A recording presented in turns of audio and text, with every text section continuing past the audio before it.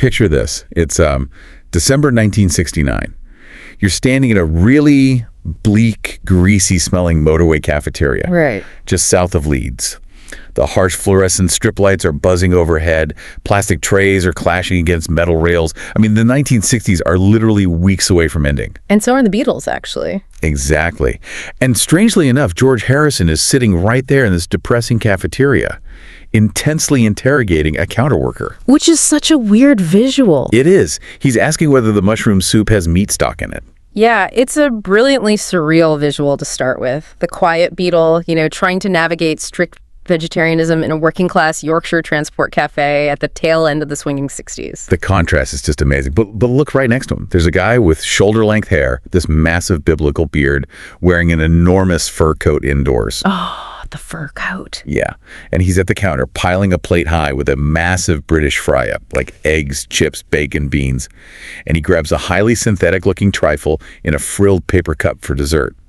A classic roadside meal. Right. So he slides his tray to the cash register, pats his pockets, and realizes he has absolutely no money. None at all. Zero. He actually has to turn to the rest of the millionaire rock stars behind him with this sheepish grin and ask, "Can anyone lend me a pound?" A single pound to cover a plate of greasy eggs. I mean, it paints such a vivid picture of the sheer chaos of these musicians' lives at that moment. And later, that exact same night, the story takes an even stranger turn. Oh, it gets so much weirder. Backstage, after their gig, this same broke 24-year-old guy is on his hands and knees on the filthy dressing room floor, and he is screaming at the top of his lungs. Okay, what is he doing? He's enthusiastically cheering on a wind-up plastic strawberry with little legs. A plastic strawberry? Yes. He's racing it against a plastic orange and a plastic lemon, yelling, "Come on, Big Red, you're a winner, Big Red." It sounds completely unhinged. I mean, you have this towering figure of the counterculture acting like an overgrown child,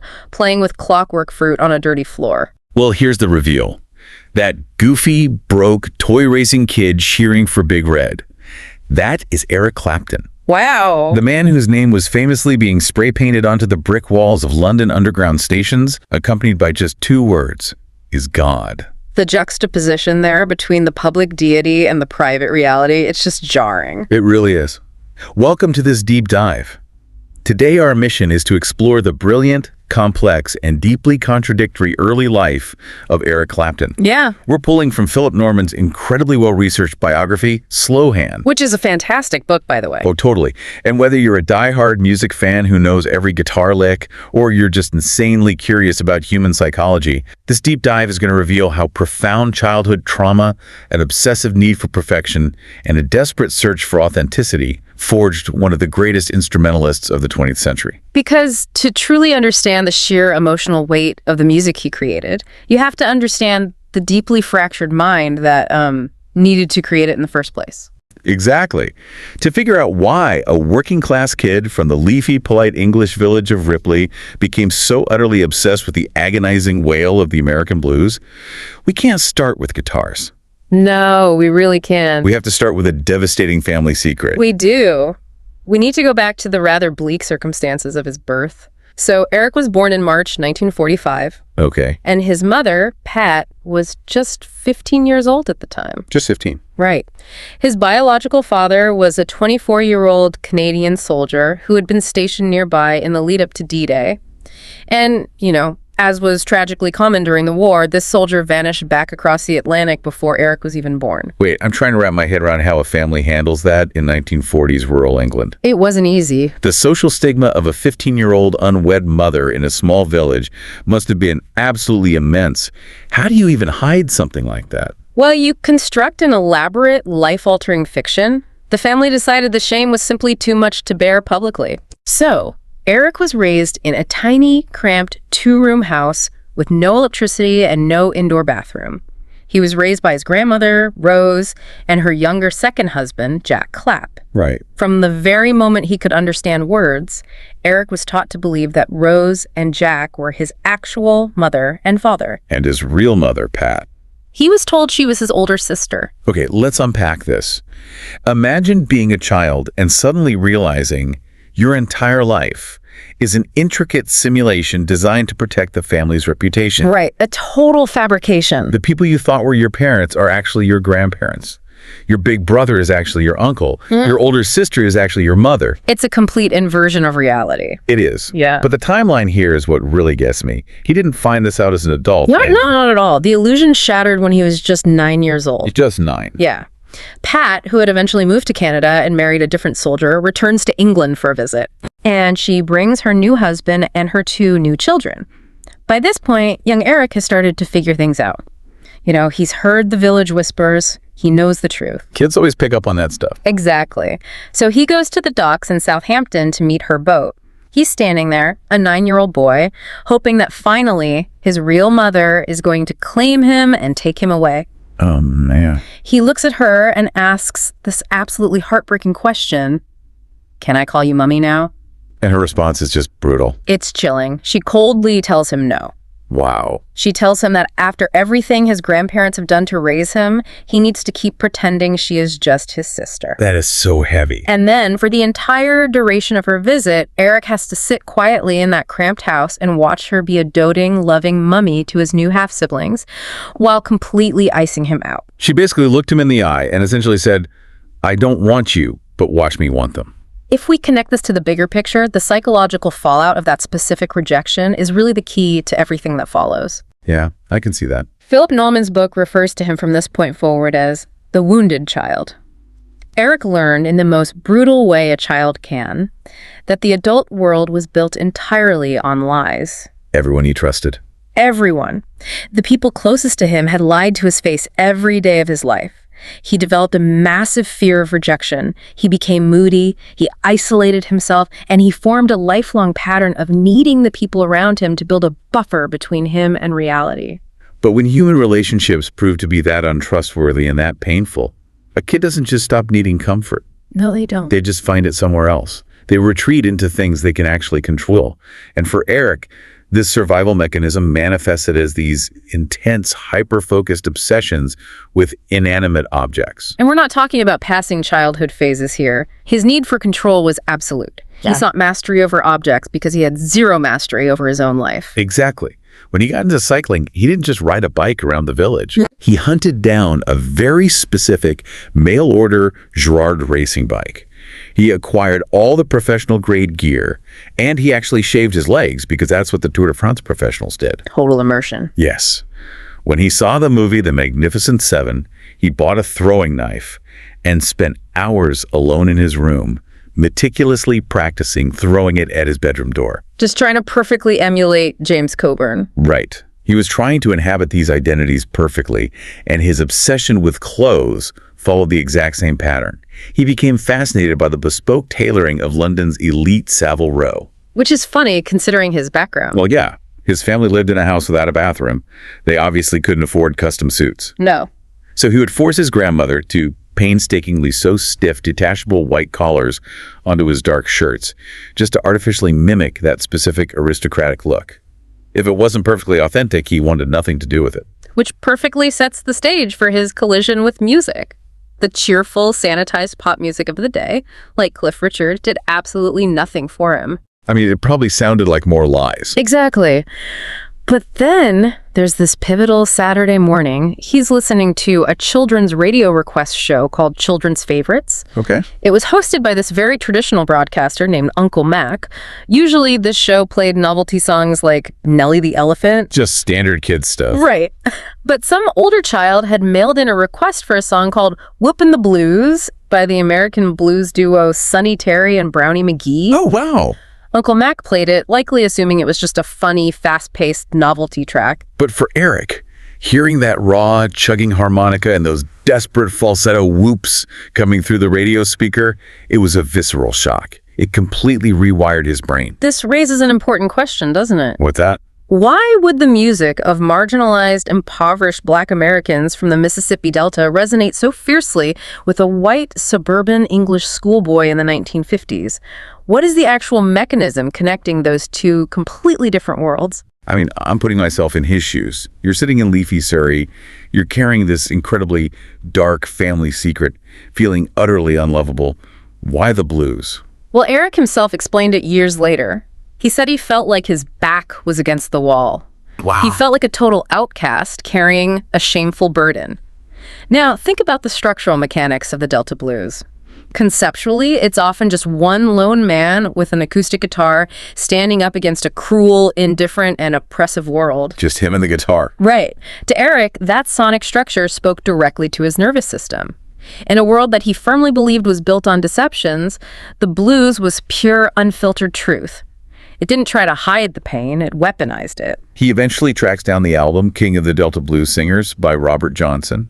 And he doesn't just listen to it for entertainment, he treats it like a sacred text. Absolutely. He sits in his room, playing it over and over, trying to decode every single note, every vocal inflection. He studied it like a monk in a monastery. Because that absolute reverence for the blues didn't stay just a musical preference. For a boy who had been lied to his whole life, the strict rules of the blues became his moral compass. But when you treat a genre of music as a sacred, uncompromising religion, you are inevitably going to clash with an industry that just wants to sell records. Oh, big time. And that collision happened the second he entered the professional music scene, specifically with the Yardbirds. This is where he starts to build his reputation, and it's where the famous nickname SlowHand comes from. Yeah. Now, I always assumed SlowHand was this incredibly flattering compliment about his smooth, effortless guitar playing. Most people do, but the reality is actually born out of audience frustration and Eric's sheer stubbornness. Right. To get those specific crying blues bends that he heard on the American records, Eric insisted on using very light gauge guitar strings. Yeah, they're really thin ones. But because he played with such ferocity, those thin strings broke constantly during their live sets. Now, a normal musician in a busy club would just swap guitars or let the band play an instrumental vamp while they quickly fixed it off stage. Not Eric. Because of his absolute purism, if a string broke, he refused compromise. He would stubbornly stand right there, center stage, completely ignoring the sweaty dancing crowd, and change the string himself with this agonizing, perfectionist deliberation. Just making everyone wait. Yeah. The crowd would get so impatient with the dead air that they would start a sarcastic, slow hand clap. Wow. So the band's manager started calling him SlowHand Clapton, which eventually just got shortened to SlowHand. It perfectly illustrates his rigidity. He was absolutely not going to compromise his setup or his sacred process for anyone's convenience, let alone a bunch of teenagers wanting to dance. Never. And that exact same pathological stubbornness is what caused him to walk away from the Yardbirds right as they were about to become massive superstars. A harpsichord betrayal. The Yardbirds wanted pop stardom. They were tired of sweating it out as a purist blues club band. So they recorded a song specifically designed for radio play called For Your Love. Right. To Eric, a blues purist, this song was the ultimate insult. Because it didn't sound anything like Chicago or the Mississippi Delta. It sounded like a polished pop novelty. The lead instrument on the track wasn't even a guitar. They brought in a session musician to play a harpsichord. A harpsichord. And Eric was relegated to playing a barely audible bass riff in the background. And he found the entire process morally offensive. Hold on, though. I have to push back here. He grew up in a house with no electricity. He was working as a bricklayer's assistant before this. That's true. The Yardbirds finally record a song that could set him up financially for life. And he quits over a backing instrument. That doesn't sound like artistic integrity to me. That sounds like sheer self-sabotage. From the outside, it absolutely looks like self-sabotage, but you have to look at it through the lens of the wounded child. The blues was his armor against a deceptive world. If he compromised on the blues, if he allowed a harpsichord to dilute his sacred text, he was compromising his own emotional safety. I see. He would rather be broke and authentic than rich and fake, because fake is what destroyed his childhood. Here's where it gets really interesting. For Your Love actually shoots up the charts. It goes to #1. And Eric just walks away. He hands back the winning lottery ticket. He really did. He eventually seeks refuge by joining John Mayall's Blues Breakers. Mayall ran his band almost like a purist blues academy, and he let Eric be exactly who he wanted to be. And it's within this strict, rule-bound environment that the legend really starts to grow. This is when the famous graffiti appears on the wall in Islington, "Clapton is God." But being called God didn't empower him. It absolutely terrified him. He had massive imposter syndrome. Oh, huge. He felt incredibly guilty because he knew he was just a white kid from Surrey copying his American heroes. And the intense pressure of that public worship made his behavior even more erratic. He became incredibly unreliable. In fact, he actually abandoned John Mayall right as the Blues Breakers were gaining serious traction. The Greek escape. I could not believe this part of the book. It's wild. He just up and leaves mail to join a ragtag group of amateur musicians called the Glands. And they decide, on a whim, to drive to Australia in a completely broken down 1953 Ford station wagon. To Australia in a Ford. Yes. The car is in such bad shape that the body literally separates from its chassis in Yugoslavia, and they have to tie it back together with rope.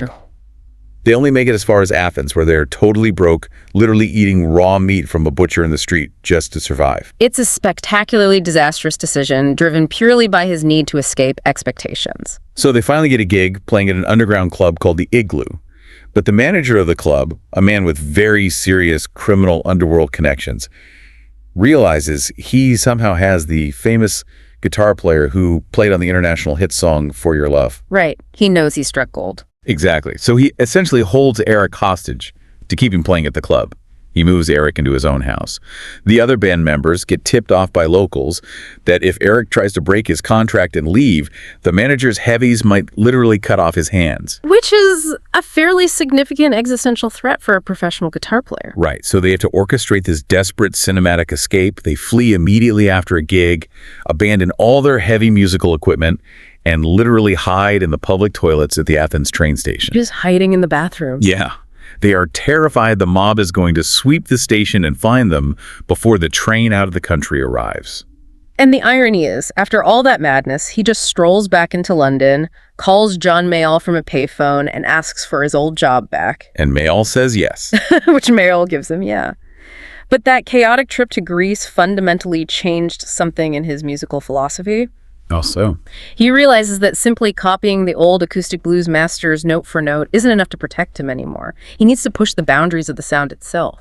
And that realization leads directly to the formation of a revolutionary supergroup. Cream. Yes. He decides to recruit drummer Ginger Baker and bassist Jack Bruce. Now, anyone looking at this lineup at the time thought Eric had lost his mind. Because Baker and Bruce had a famously violent history. They hated each other with a burning passion. It really did. They had played together previously in the Graham Bond organization. Mm-hmm. Ginger Baker had literally pulled a knife on Jack Bruce. A knife? Baker would intentionally throw drumsticks at Bruce's head during live shows, and Bruce would retaliate by trying to swing his heavy double bass into Baker's drum kit mid-song. Why on earth would Eric invite that kind of physical danger into his band? Because Eric recognized that despite the personal hatred, their jazz-infused brilliance was exactly the rhythm section he needed. He wanted to create a sound that he called blues, ancient, and modern. He needed musicians who could improvise heavily, allowing him to stretch out and play long, agonizing solos that expressed his internal pain. And to express that pain, he needed overwhelming volume. This is the birth of the definitive Clapton sound. It is. He paired a vintage Gibson Les Paul guitar with these massive, deafening Marshall amplifiers. But I want to understand the mechanics here. Why was just turning it up so revolutionary? Weren't amps just supposed to make acoustic guitars louder? Well, historically, yes. Amplifiers were designed to cleanly amplify the sound so the guitar could be heard over a horn section. But Eric essentially weaponized the amplifier. Weaponized it. Yeah. He realized that if you turn a Marshall tube amp all the way up to its absolute maximum, you push the vacuum tubes past their intended limits. Oh, so it distorts. Exactly. The sound wave literally clips. This creates a thick, natural distortion and infinite sustain. The note doesn't just fade away, it hangs in the air. It allows the electric guitar to wail and cry, almost perfectly emulating the human voice. Precisely. It was the sound of screaming. There's a great anecdote from when he was recording the Blues Breakers album, right before forming Cream. Eric flat out refused to turn his amplifier down in the recording studio. He demanded to record at his deafening live stage volume. The sound engineer, Gus Dudgeon, was so terrified for his hearing that he had to stand out on the studio floor wearing unplugged headphones just to protect his ears. Right. He was waving his arms around like an airport tarmac worker guiding a plane, while the studio assistants desperately wrapped Eric's amplifier in thick piano covers and blankets just to contain the sonic blast. But mastering that volume and that distorted tone made him the undisputed king of the British guitar scene. With Cream, he reached the absolute pinnacle. Everyone wanted to be him. Every guitar player in London was trying to figure out how to replicate his exact tone. He had built the ultimate fortress. He was the god. Yeah. And then comes the ultimate humbling. Yeah. October 1966. Cream is newly formed and playing a gig at the Central London Polytechnic. Right. The former bass player of the Annals, Chas Chandler, is now managing artists. And he brings a young, completely unknown American musician to the gig and asks Eric if this kid can sit in for a song. And the unknown American is Jimi Hendrix. What's fascinating here is how Hendrix completely dismantled Eric's worldview in about 5 minutes. 5 minutes. Hendrix didn't just step up and plumb standard blues. He launched into Howlin' Wolf's Killing Floor, a notoriously fast, difficult song that Eric had just spent ages meticulously trying to master. And Hendrix plays it effortlessly. Completely effortlessly. But more importantly, he breaks every rule Eric held sacred. He bridges the gap between traditional blues and avant-garde psychedelic rock. He uses sci-fi feedback. The theatricality of it, too. Right. He's playing the guitar behind his head, he's playing it with his teeth, he's smiling, and he's doing it all left-handed. The visual of Eric's reaction tells you everything you need to know about his psychology. Halfway through the song, Eric simply stops playing. He just stops. His hands drop to his sides. He turns his back on the crowd and walks off the stage. Chandler runs backstage to check on him, and he finds Eric standing there, trembling. Yeah. His hands are shaking so badly, he can't even strike a match to light his cigarette. And Eric just looks at him and says, "You never told me he was that freaking good." It was a complete psychological shattering. Hendrix took the very music Eric had built his rigid emotional fortress around, completely disregarded all the strict rules Eric relied on for safety, and proved that he was actually better. Wow. It was the exact moment the so-called God realized his armor was useless. Which brings us right back to the core thesis of Philip Norman's book. Because this story isn't just a historical timeline of a guy who was technically proficient at playing the guitar. No, it's not. It's the story of a deeply wounded, rejected kid. A boy who used the authentic, unfiltered pain of the blues to build an emotional fortress around himself. He relied on obsessive perfectionism, whether it was the Savile Row collars, the specific Marshall amp overdrive, or the exact phrasing of a Robert Johnson lick to survive a world that he fundamentally didn't trust. He used his obsessions as armor. Exactly. If he could control the music perfectly, if he followed the rules of the blues exactly, he couldn't be hurt. He was safe inside the sound. So what does this all mean for you? Think about your own life for a second. Think about the things you're most passionate about, the things you meticulously obsess over. Are they just hobbies? Or are they armor? That's a great question. How often do our deepest, most painful childhood wounds become the exact source of our greatest adult strengths? It's a really powerful lens to view our own coping mechanisms through. We all find ways to shield ourselves from the things we cannot control. We spent this deep dive talking about Eric Clapton's relentless pursuit of the perfect tone, the perfect stage setup, the perfect blues lick. But I want to leave you with a final thought to mull over. Okay. When a musician plugs a vintage guitar into a massive wall of amplifiers, pushes the tubes to the point of distortion, and plays with that level of desperate screaming intensity, maybe they aren't just trying to entertain an audience in a crowded club. Right. Maybe, decades later, they are still just a 9-year-old boy standing on a cold dock in Southampton, playing as loud as he possibly can, hoping that this time his mother will finally hear him and claim him as her own. And maybe that is exactly why, even as an internationally adored rock god, he still found himself on a filthy dressing room floor, desperately cheering for a wind-up plastic strawberry. Come on, Big Red.